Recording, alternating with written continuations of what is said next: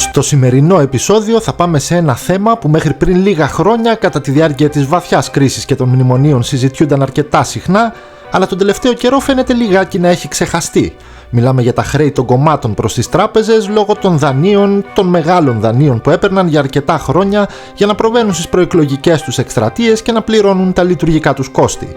Μια που είναι λοιπόν και επίσημα προεκλογική περίοδος πλέον, νομίζω είναι μια καλή στιγμή να εξετάσουμε ψύχραιμα και αντικειμενικά που βρισκόμαστε σήμερα σε αυτό το κομμάτι.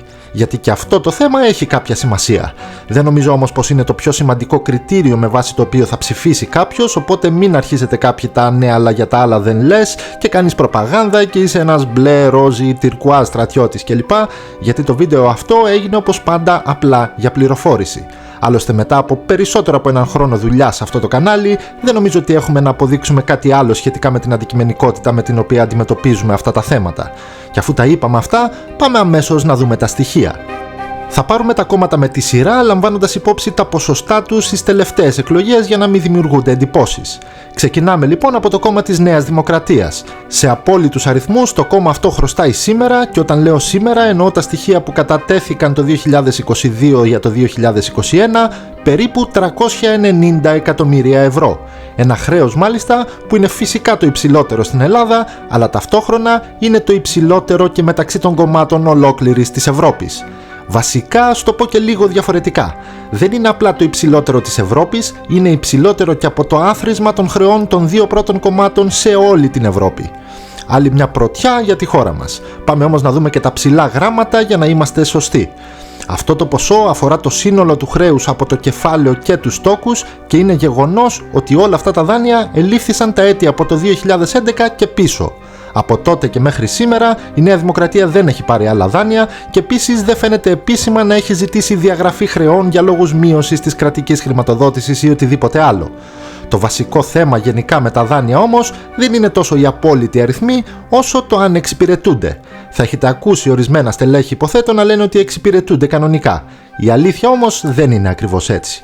Γιατί για να πούμε ότι εξυπηρετείται ουσιαστικά ένα δάνειο, δεν αρκεί να πληρώνονται κάποιες δόσεις, πρέπει να πληρώνονται εκείνες οι δόσεις που αποπληρώνουν ένα κομμάτι του κεφαλαίου και των τόκων, ώστε το δάνειο αυτό να βρίσκεται σε διαρκή μείωση.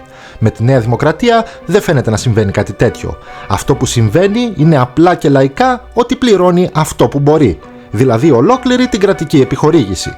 Όμως ακόμα και αν υποθέσουμε ότι θα παραμένει πρώτο κόμμα ΕΣΑΗ και άρα η επιχορήγηση θα είναι αυξημένη, θα χρειαστούν μόλις περίπου 200 χρόνια για να αποπληρωθεί το δάνειο.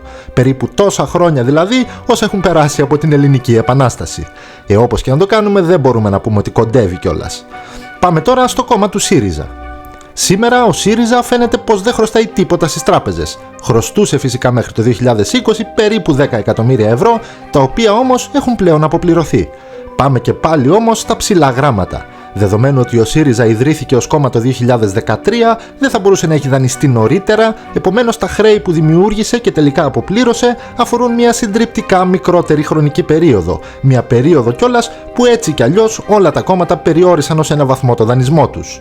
Αντιμετώπισε και ο ΣΥΡΙΖΑ τότε, το 2015, προβλήματα αποπληρωμής κυρίως του δανείου που πήρε για να αγοράσει τα κεντρικά του γραφεία, παρότι τα ποσοστά του εκτοξεύθηκαν και άρα και η κρατική επιχορήγηση, και το 2017 ζήτησε και πήρε μια ρύθμιση της οφειλής αυτής με ένα όμως μικρό προβληματάκι.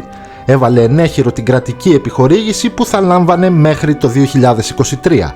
Και θα μου πει σιγά όλοι το έκαναν. Απλώς το 2014 ψηφίστηκε ο νόμος 4304 που αφορά τα οικονομικά των κομμάτων και μία από τις προβλέψεις του ήταν ότι απαγορεύεται η χορήγηση δανείων από τις τράπεζες προς τους δικαιούχους κρατικής χρηματοδότησης με εγγύηση την κρατική χρηματοδότηση πέραν του τρέχοντος οικονομικού έτους. Αυτό όμως δεν σημαίνει ότι η ρύθμιση ήταν παράνομη κατά το γράμμα του νόμου, ακριβώς επειδή ήταν ρύθμιση και όχι χορήγηση δανείου. Αλλά εν πάση περιπτώσει ας κρίνει ο καθένας κατά πόσο παραβίασε το πνεύμα του νόμου. Παρένθεση, επειδή πολλοί δύσπιστοι εκεί έξω, για να μην πει κανείς ότι τα έβγαλα από το μυαλό μου όλα αυτά, το έγγραφο της ρύθμισης είναι ακριβώς αυτό εδώ. Όπως και να έχει, το χρέος φαίνεται ότι αποπληρώθηκε, οπότε μπορούμε να προχωρήσουμε παρακάτω. Συνεχίζουμε με το ΠΑΣΟΚ κίνημα αλλαγής που εντάξει τώρα θα το λέω απλά ΠΑΣΟΚ για να συνεννοούμαστε. Το ΠΑΣΟΚ χρωστάει στις τράπεζες περίπου 318 εκατομμύρια και κρατάει ένδοξα τη δεύτερη θέση στην Ελλάδα αλλά και στην Ευρώπη στα χρέη των κομμάτων.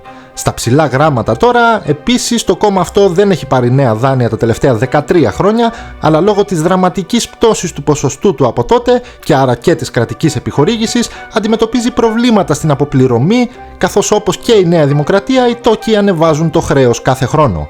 Το Πασόκ έχει προχωρήσει σε κάποιες ρυθμίσεις με τις τράπεζες που δεν τις έχει γνωστοποιήσει ακόμα, οπότε μένει να δούμε τα στοιχεία των επόμενων ετών για να καταλάβουμε όχι αν εξυπηρετούνται τα δάνεια που είναι απίθανο, αλλά ας πούμε αν μειώνεται αρχικά ο ρυθμός αύξησης του χρέους. Προχωράμε με τα χρέη του Κομμουνιστικού Κόμματος Ελλάδος. Το ΚΚΕ έχει κάνει και αυτό χρήση του καπιταλιστικού εργαλείου του τραπεζικού δανεισμού, δεν ξέρω αν ξαφνιάζει κάποιον, και χρωστάει περίπου 8 εκατομμύρια ευρώ. Όλο αυτό το ποσό όμως φαίνεται πως εξυπηρετείται κανονικά, το δάνειο παραμένει ενήμερο, οπότε από οικονομική σκοπιά δεν νομίζω ότι μπορούμε να καταλογίσουμε κάτι, από ιδεολογική σκοπιά τώρα ο καθένας μπορεί να βγάλει τα συμπεράσματά του. Όσον αφορά τα υπόλοιπα μικρότερα κόμματα τώρα, δεδομένων των αρκετά μικρότερων ποσοστών τους και το ότι εναλλάσσεται η θέση τους στη Βουλή τα τελευταία χρόνια, δεν υπάρχουν αξιόπιστα διαθέσιμα στοιχεία, πιθανότατα όχι και μεγάλα ποσά δανεισμού, οπότε ας μη σας τρώω το χρόνο με μη διασταυρωμένα δεδομένα. Κάπου εδώ λοιπόν νομίζω είπαμε όσα είχαμε να πούμε, οπότε και το σημερινό βίντεο φτάνει σιγά σιγά προς το τέλος του.